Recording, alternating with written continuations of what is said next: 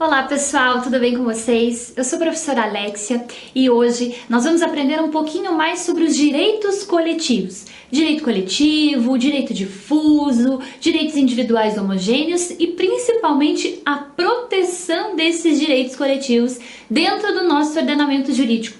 Direitos coletivos é um tema, os direitos coletivos são um tema muito pouco explorados, tanto em termos legislativos como em termos doutrinários, justamente pela nossa visão de processo individual que a gente tem, de direito individual. Então esse individualismo incorporado muitas vezes na nossa própria codificação impede o avanço, muitas vezes, desses direitos coletivos. Então hoje a gente vai aprender um pouquinho sobre esses direitos coletivos, da onde surgiram os direitos coletivos, para que servem, qual a classificação dos direitos coletivos. Então fique comigo, acompanhe aí a nossa aula para a gente aprender um pouquinho mais sobre esses direitos tão importantes frente às grandes demandas, às demandas de massa, esses direitos coletivos que têm uma visualização supra-individual, transindividual, acima do direito individual que a gente está tão acostumado a discutir e a debater. Então vamos lá. O que são os direitos coletivos? Gente, direitos coletivos são direitos que ultrapassam a visão individual. Então, aquela visão individual de direito, eu sofri uma lesão, eu sofri uma ameaça de lesão, tenho, portanto, meu direito subjetivo de ação de provocar a tutela jurisdicional do Estado. Mas será que são só os direitos individuais que gozam de proteção perante o Estado juiz? Então, os direitos coletivos são esses direitos que ultrapassam a esfera individual, eles não são visualizados no campo individual. Segundo Rodolfo Camargo Mancuso, é individual o interesse cuja fruição se esgota no círculo de atuação de seu destinatário. E o critério mais prático para examiná-lo é aferir o prejuízo e a utilidade. Então, quando a gente fala em direito individual, eu sofri uma lesão e vou buscar essa reparação dentro do Poder Judiciário, é diferente da gente falar de direito coletivo. O direito coletivo, na grande maioria, ele não tem um ente individualizado, não sou eu, não é você, somos todos nós que sofremos uma lesão ou uma ameaça de lesão frente a qualquer direito coletivo. Então o direito coletivo ele ultrapassa essa esfera individualista que você tem de visualizar o indivíduo que sofreu a lesão e vai buscar então a proteção desse direito perante o Estado. Os direitos coletivos ele não se esgota na esfera do indivíduo, ele é um direito transindividual. Como surgiram então os direitos coletivos? Nós temos na doutrina uma grande divergência entre o professor Paulo Bonavides e o professor Ingo Sallet. Por quê? Para Paulo Bonavides, esses direitos coletivos, eles emergem de toda a evolução dos direitos, da era dos direitos, de toda a evolução de direitos, e ele denomina essa evolução de direitos de geração de direito, contextualizando em direitos de primeira geração, de segunda geração, terceira geração e assim por diante. Já Ingo Sallet entende que essa evolução dos direitos, ela preconiza dimensões diferentes. Então ele denomina direitos de primeira dimensão, de segunda dimensão, de terceira dimensão e assim por diante. A doutrina contemporânea se apega mais à definição do Ingo Sallet. Por quê? Porque quando a gente fala de geração de direitos, dá a falsa ideia que veio uma geração que foi superada pela segunda geração, que foi superada pela terceira geração e assim por diante. Então a terminologia geração, direitos humanos de primeira geração, de segunda geração, dá essa falsa ideia de que eu tinha determinados direitos num primeiro momento e que eles foram esgotados, eu tive uma segunda geração de direitos, uma terceira geração de direitos e assim por diante. Já a nomenclatura dimensão, que é adotada por Ingo Sallet, já interpreta de uma outra forma. A dimensão, uma não exclui a outra. Então eu tinha uma dimensão, depois outra, e você vai ter uma visão muito mais cumulativa de direitos. E é exatamente essa visão cumulativa de direitos que se expressa na teoria dos direitos fundamentais. Então nós temos direitos fundamentais de primeira geração ou direitos fundamentais de primeira dimensão.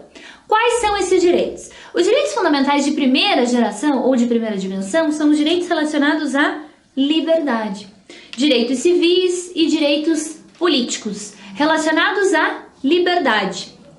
Já os direitos fundamentais de segunda geração são aqueles relacionados à igualdade. Daí nós temos os direitos sociais, os direitos econômicos, os direitos culturais, questão de patrimônio, questão de liberdade econômica, questões relacionadas a direitos sociais, moradia, alimentação, saúde, transporte, etc. Os direitos fundamentais de terceira geração ou de terceira dimensão são os direitos relacionados à fraternidade ou à solidariedade. Hoje esse termo solidariedade é muito mais utilizado do que a fraternidade. Então, direitos relacionados ao desenvolvimento, ao meio ambiente, autodeterminação dos povos, comunicação, são atribuídos genericamente a todas as formações sociais. Então, os direitos em primeira dimensão, em segunda dimensão e em terceira dimensão, perceba que na terceira dimensão de direitos, nós temos os direitos delegados, atribuídos a toda e qualquer formação social. Então, se nós visualizarmos dentro da teoria dos direitos fundamentais, aqui nos direitos de terceira geração é que a gente encontra subsídio para fundamentar os direitos coletivos, sejam eles direitos coletivos, estrito sensu, direitos difusos e direitos individuais homogêneos.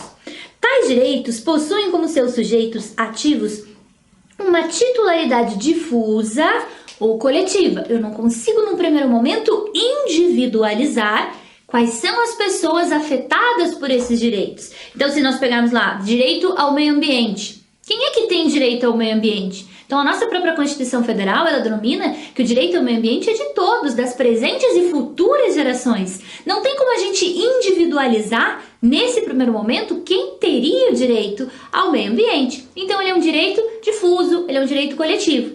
Então, são direitos que têm uma titularidade difusa ou coletiva, uma vez que não visualizam o homem como um ser singular, mas toda a coletividade ou grupo. Quem é titular do meio ambiente? Toda a coletividade ou grupo. Quem é titular do desenvolvimento, da autodeterminação dos povos? Toda a coletividade ou grupo. Então, esses direitos de terceira dimensão ou de terceira geração é que trazem o fundamento dos direitos coletivos lato sensu. Falamos em direitos coletivos lato sensu por quê? Porque os direitos coletivos em sentido amplo abrangem direitos difusos, direitos coletivos sentido estrito ou estrito sensu e direitos individuais homogêneos. Então é aqui, na terceira dimensão de direitos fundamentais, que a gente encontra o fundamento dos direitos coletivos. Prosseguindo aqui na nossa evolução dos direitos fundamentais, nós temos os direitos fundamentais de quarta geração ou de quarta dimensão, introduzidos pela globalização política. Direitos relacionados à engenharia genética, no entendimento de Norberto Bobbio, e direitos relacionados à democracia, informação e ao pluralismo, o que é defendido por Paulo Bonavides. E os direitos fundamentais de quinta geração, os direitos relacionados à paz, conforme entende Paulo Bonavides, e também há outras acepções, como direitos ainda a serem articulados, biogenética, direitos ainda em construção, direitos não existentes, que são outras teorias aí dos direitos fundamentais de quinta geração. Até os direitos fundamentais de terceira geração, a gente encontra a pacificidade total em relação à doutrina, e daí na quarta geração e na quinta geração de direitos, um pouco de divergência aí em relação à contextualização desses direitos. Mas o que nos importa agora é que os direitos de terceira dimensão ou de terceira geração, os direitos relacionados à fraternidade, os direitos relacionados à solidariedade, que são atribuídos a toda a coletividade ou grupo, que guardam o fundamento dos direitos coletivos. E é a partir desse fundamento que a gente vai passar a estudar, portanto, os direitos coletivos. Então, veja comigo. Dos direitos coletivos, pertencem os direitos de terceira dimensão. Por quê?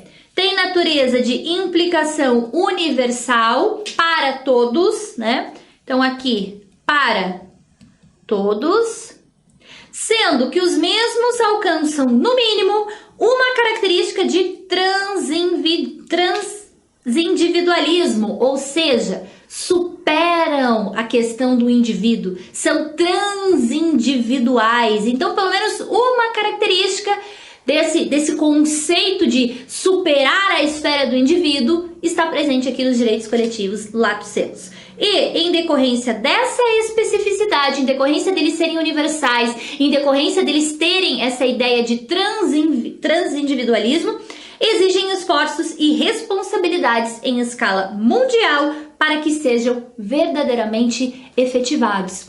Por que exigem esforços em escala mundial? Vamos pegar o exemplo do meio ambiente de que já falamos na outra tela do slide. O meio ambiente, quem é titular do meio ambiente? Presentes e futuras gerações. Isso é o que preconiza a nossa Constituição Federal aqui no Brasil.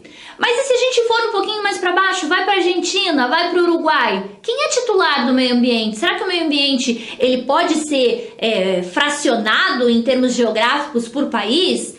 E se a gente for para a Europa? E se a gente for para a América do Norte? Todas as pessoas são titulares desse direito ao meio ambiente. O meio ambiente ele é universal. Então a proteção do meio ambiente também precisa ser universal. É claro que cada estado, cada país realiza a sua proteção, realiza mecanismos de proteção e mecanismos de punição caso esse direito seja violado, mas é um esforço conjunto, porque o meio ambiente é de todos e para todos. Esses direitos coletivos, eles são subdivididos em direitos difusos, direitos coletivos estrito sensu, direitos individuais homogêneos. Então, dentro da classificação dos direitos coletivos lato sensu, nós temos os direitos difusos, os direitos coletivos estrito sensu e os direitos individuais homogêneos. E olha que interessante, muito embora a Constituição Federal faça uma previsão de proteção não só aos direitos individuais, mas também aos direitos coletivos em sentido amplo, em sentido lato, o que a gente percebe é que a Constituição Federal não define essas três categorias de direitos. Também não define essas três categorias de direito o Código Civil ou o Código de Processo Civil. A definição dos direitos individuais, dos direitos coletivos, encontra respaldo no Código de Defesa do Consumidor. Então, se a gente analisar o Código de Defesa do Consumidor, a partir lá do artigo 81, os direitos difusos estão no inciso 1º, os direitos coletivos no inciso 2º e os direitos individuais homogêneos no inciso 3º do artigo 81, a gente percebe que o Código de Defesa do Consumidor, ele cuidou de diferenciar os direitos coletivos, estrito sensu, os direitos difusos, os direitos individuais homogêneos e, mais que isso, estabeleceu as questões relacionadas à legitimidade, quem é que pode provocar a tutela jurisdicional do Estado para proteção desses direitos, questões relacionadas à decisão do juiz, à força da sentença, se é erga omnes, se é inter partes. Tudo isso, os legitimados substitutos, tudo isso está dentro do Código de Defesa do Consumidor. Então, o que a gente percebe, num primeiro momento, dentro das noções gerais desses direitos coletivos, é que muito embora o processo de evolução dos direitos fundamentais tenha atingido, o seu grau máximo, a gente sabe ali que da primeira dimensão, da segunda, na terceira dimensão, a gente tem total pacificidade desse entendimento. Hoje já se fala numa quarta dimensão de direitos, numa quinta dimensão de direitos, como nós analisamos há pouco.